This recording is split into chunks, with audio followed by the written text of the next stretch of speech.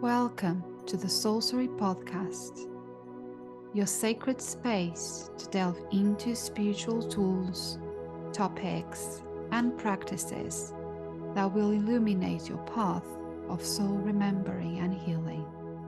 I'm your host, Ligia Costa, a soul guide, alchemist, soul writing coach, and the creator of the Trust Pathway.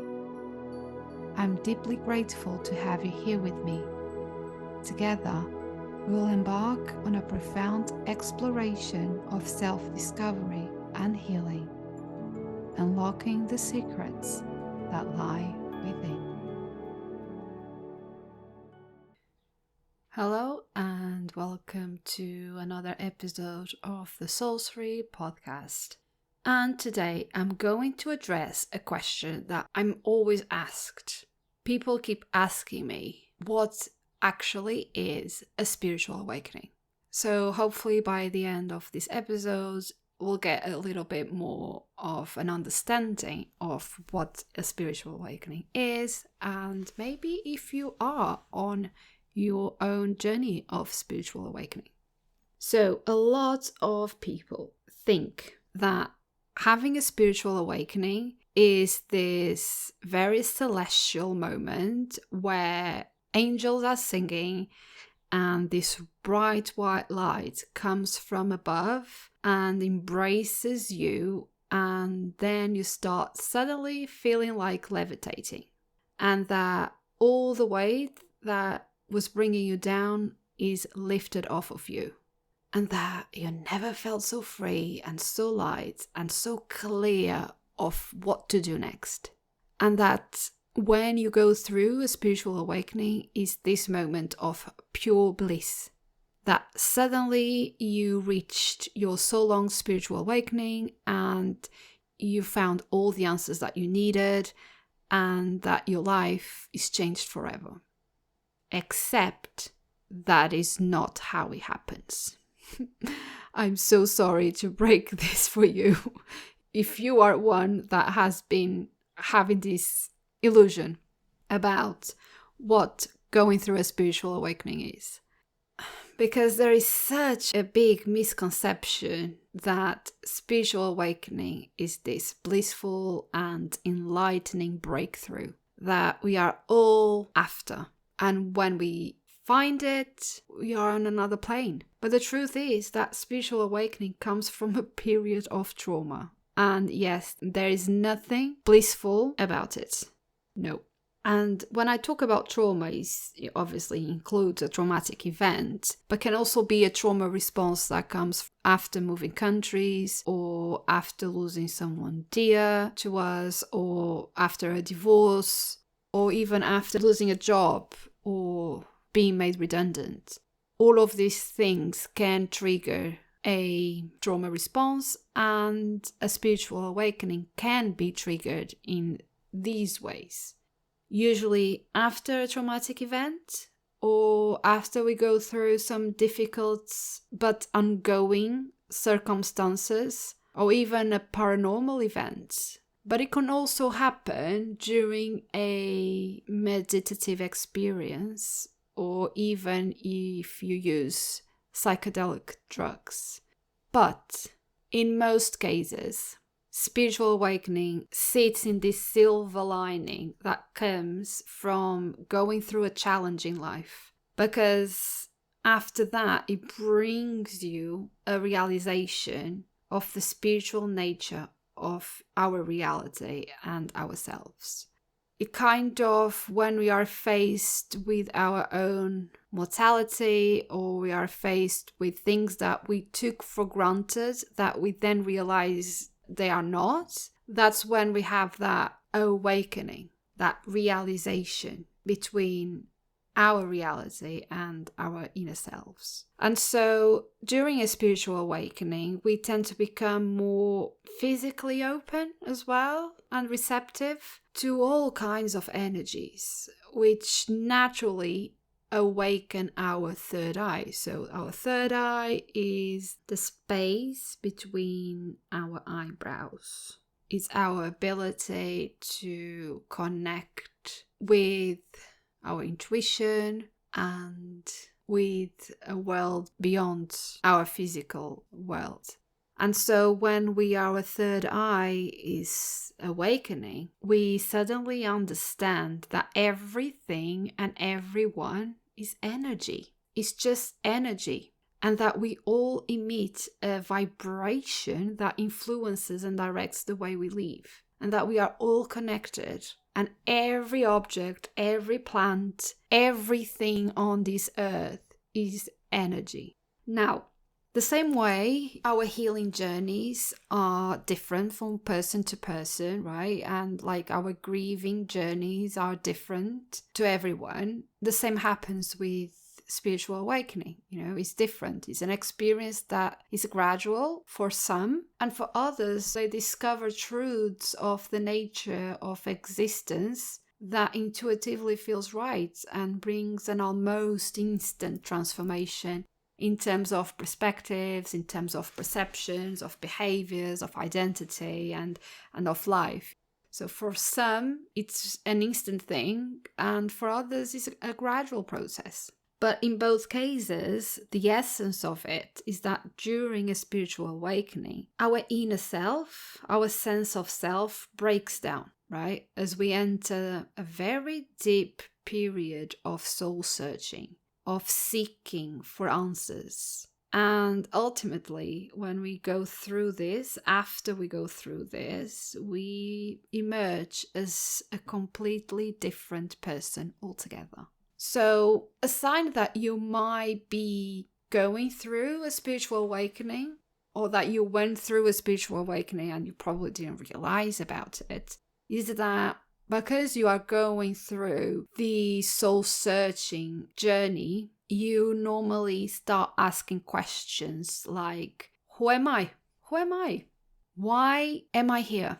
Does life exist after our passing? Is there life after death? What is reality and what is not physical? Is there a God? How do I heal? What is the meaning of life? What is the reason why I was born? What is my mission here? What am I supposed to do with this life? So you start asking these very deep questions that sometimes you asked for the first time in your life. Sometimes you never consider any of these questions before, at least not in such a way that takes you so deep. And everything you thought you knew about yourself starts shifting. Your sense of self starts breaking down, and you might feel very exposed and unable to interact with others, which is just because you are so open emotionally that you feel the emotions of others as well. And then it's really hard, really, because you have to do the inner work. If you're then taking or absorbing other people's emotions and feelings, then it's a lot to deal with, because you're kind of trying to process your emotions, and at some point you don't know what you're feeling is yours or if it's someone else's. So in a way, hibernating for a bit during this process, it's actually an act of self-care, because you're kind of giving yourself the space to let this information percolate and to do this journey. And also you might feel alone and misunderstood. So if you just take that possibility of feeling misunderstood or feeling rejected or judged from the equation, that will be more beneficial for you if you are going through a spiritual awakening. The thing that we need to realize is that during a spiritual awakening, we go through a very profound metamorphosis.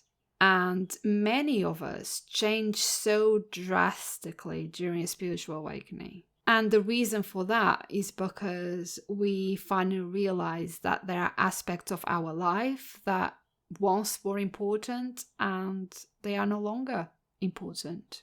They are no longer worthwhile. That we finally realize things that we have been doing and believing that were not making us happy. And so we start to live a more soul-led life, a life that it's more in alignment with who we are at a soul level, but this soul level that we are remembering, right? And that's why our sense of self starts to break down, starts to kind of, imagine your sense of self as this puzzle. And the puzzle pieces are just basically the parts of ourselves that you embrace to help you survive. So things that you believed you were because you were told that your whole life.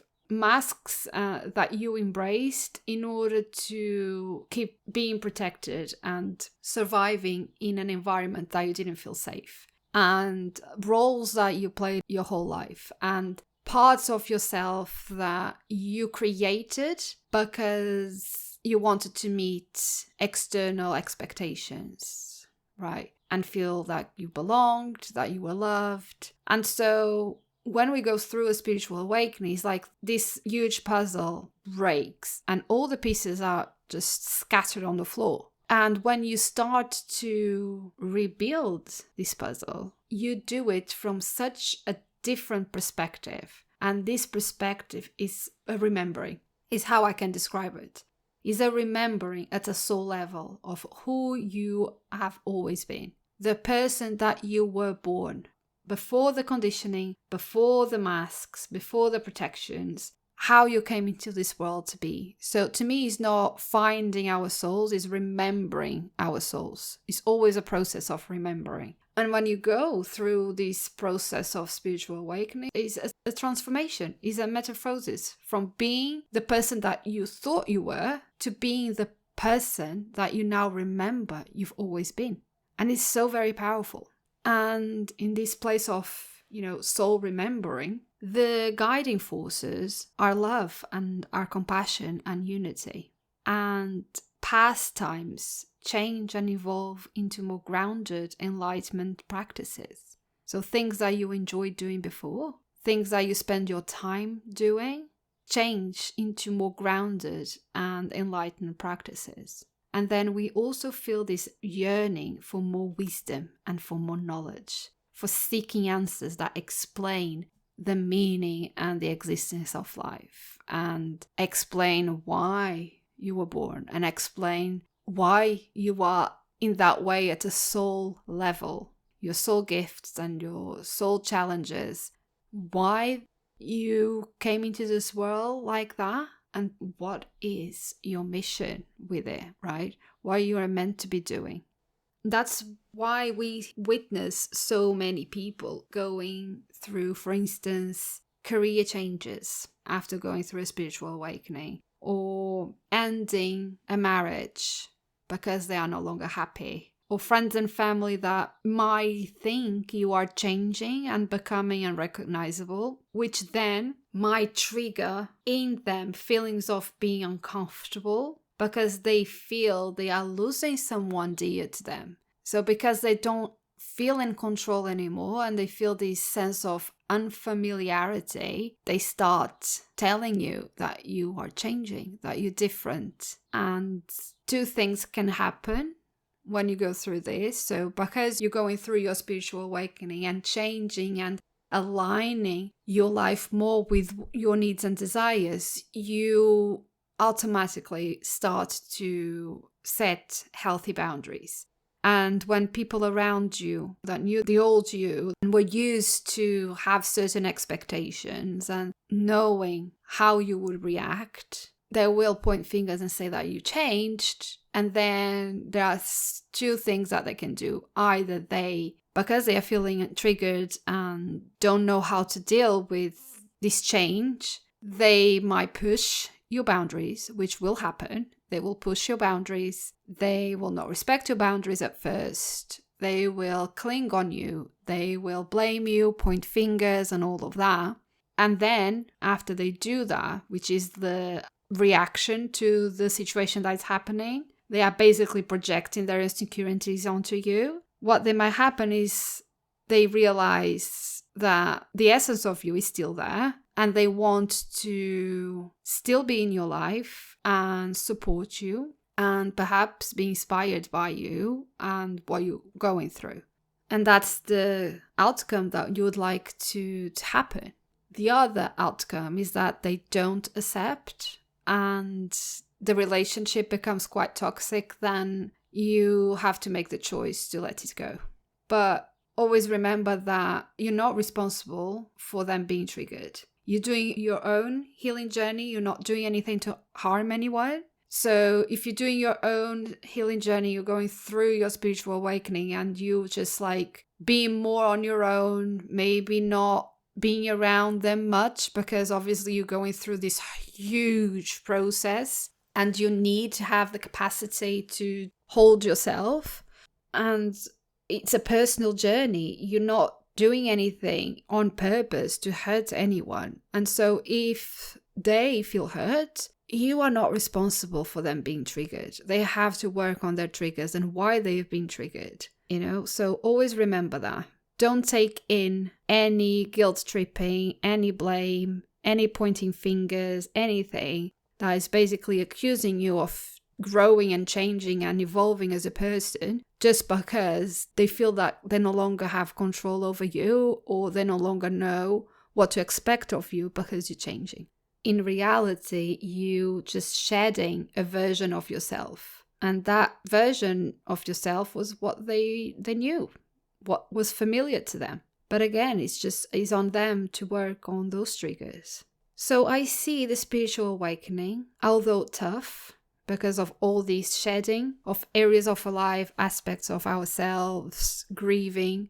Although tough, I do believe, or I see this process of spiritual awakening as allowing us to reborn with a renewed passion for life. And you don't force yourself to go through a spiritual awakening.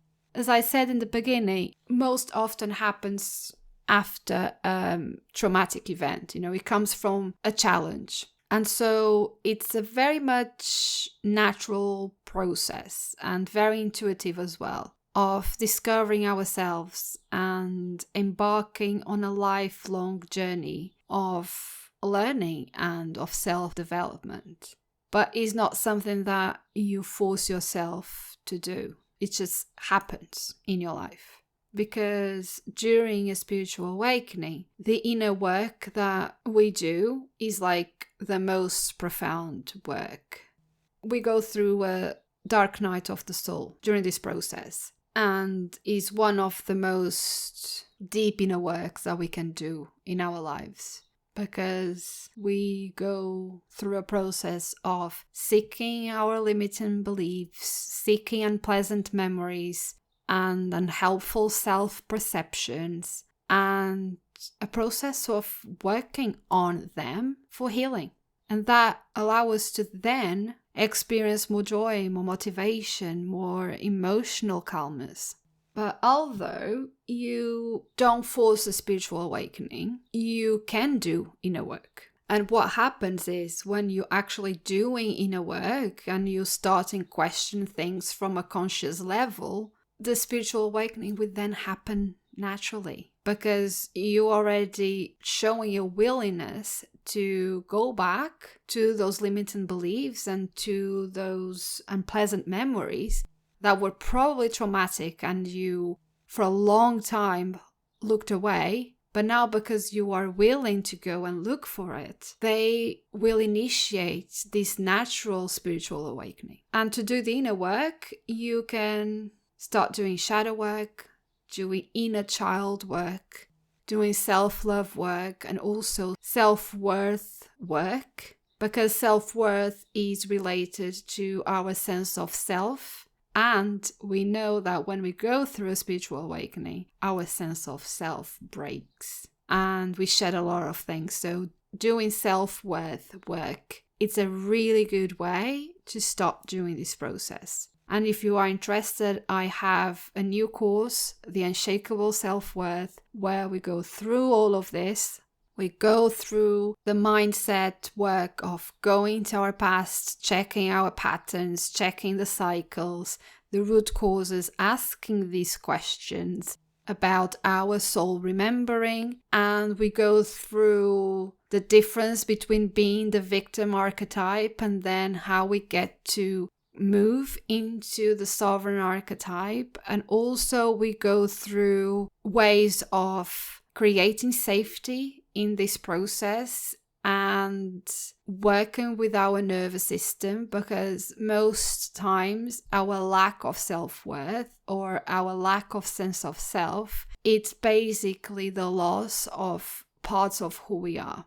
And so they were caused by a trauma, and self-worth is a symptom of trauma. And it's really important to work on ways of calming our nervous system and working in a trauma-informed lens so that we can heal and create long-lasting changes. So I'll put the link in the show notes for you to check that out. So you might be asking, what is inner work then? Like, I'm sure if you're listening to this podcast, you heard, you're familiar with inner work. But if you don't, inner work basically means diving deep into your inner self, for the purpose of self-exploration, self-understanding, self-healing, and spiritual transformation. It's basically consciously choosing to dive into a reflective practice that increases the awareness of the self and the others and life. And you can achieve this by practicing reflection and introspection. And the modality that I always recommend is doing soul writing or doing journaling, because it provides a gateway to your inner self, and directly connect with your soul, which has all the answers that you need, by helping you explore and process and work through and integrate your thoughts and your emotions, your dreams and your desires. Soul journaling nurtures, self-awareness and increases self-actualization. So it's a very, very good practice that I always recommend my clients to start, to embrace. Because the more inwards you go, the more you'll be able to distinguish between your thoughts and your feelings and your beliefs of the ego and listen to the whispers of your soul. And if you don't know how to do it, I do have a free class around heal yourself through soul writing. I will link the free class on the show notes as well. So you can just have a look. And in that class, I teach you what is soul writing and how you can use soul writing as a spiritual practice to connect with your soul. So yeah, before I love you and leave you, I'll pull a card from the Trust Journaling deck. And the card that I pulled is from the Soul Suite. And the Soul Inquiry is, what are my true, deep, secret beliefs about myself and what I desire? What are my true, deep, secret beliefs about myself and what I desire? And the affirmation is, I see, know, and honor the good in me. And again, this is an amazing soul inquiry to journal on, because it will help you to connect with your soul and go through this process of soul remembering and spiritual awakening. I really love that this soul inquiry came out. I hope you have enjoyed this podcast episode. I hope that you have more clarity about what a spiritual awakening is and how to do it, and that maybe inspires you to start doing your inner work, so that then the spiritual awakening happens naturally. And although it's tough, I have to say that it has been one of the most rewarding journeys that I've been on. And I'm so grateful that I went through it. And I'm so grateful that I was open to it. And I'm so grateful of all the soul remembering that I've been doing. It is the most rewarding journey and process that I could have ever done in my life. So I totally recommend you to do the same. Thank you so much for listening, and I'll see you on the next one. Thank you for listening to the Soulcery Podcast and for holding space for this conversation. It is truly magical to be able to walk with you on this journey of soul healing and inner transformation. If you resonated with this episode and found it valuable, I would be grateful if you could leave a review on iTunes. Your feedback helps me reach more souls searching for guidance and healing. For more guidance and soul wisdom to support soul awakening women through the journey of alchemy, please visit my website www.ligiacosta.co.uk. Love and healing to all. See you on the next one.